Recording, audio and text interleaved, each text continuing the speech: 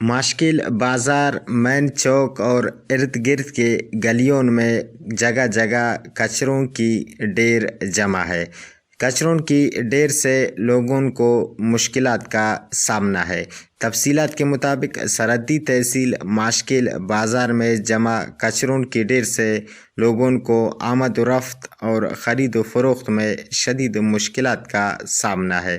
صفائی نہ ہونے کی باعث مختلف بیماریاں پھیلنے کا خدشہ ہے۔ صفائی کی مد میں سالانہ فنڈز گراؤنڈ پر نظر نہیں آتے ہیں اور اس ضمن میں ماشکل بازار میں صفائی کے حوالے سے کوئی اقدامات نہیں اٹھائے گئے ہیں۔ علاقے کے سیاسی و سماجی حلقوں نے متعلقہ حکام سے فوری اور ہنگامی بنیادوں پر بازار میں صفائی مہم شروع کرنے کا مطالبہ کیا ہے۔ کیمرہ ٹیم کے ساتھ نصیر قبدانی، وش نیوز، ماشکل۔